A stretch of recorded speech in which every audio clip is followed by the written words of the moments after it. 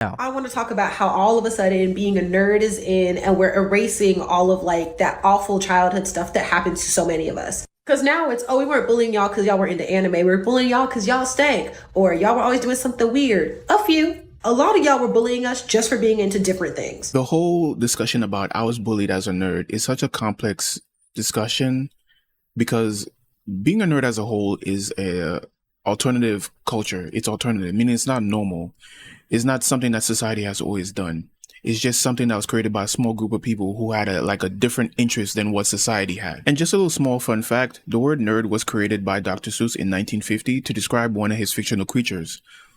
That creature that you see down there is actually a nerd. And for some reason, it just became a slang to describe people who are into comic books, anime, video games, and technology. But back to my argument, on one spectrum, people actually did get bullied for being nerds, not just in school, but by society as a whole. Because I remember in the 80s, the 90s, and even in the 2000s, because that's when I grew up and I lived to see it, things like Pokemon, Yu-Gi-Oh, Digimon, and Dungeons and Dragons were demonized.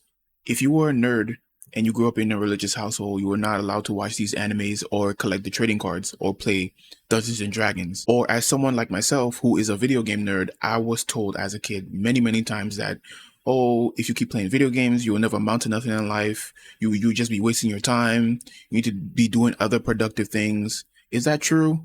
It's not true. But on the other side of the spectrum, there are bad apples in the nerd community. There are bad apples in every group or community that people create. And these bad apples are like very insufferable. They're very gatekeepy, homophobic, transphobic, racist, anti-woman. And it's like, you don't want to think that, but you start to think to yourself as you see them in action, I see why people did not fuck with you in high school or middle school.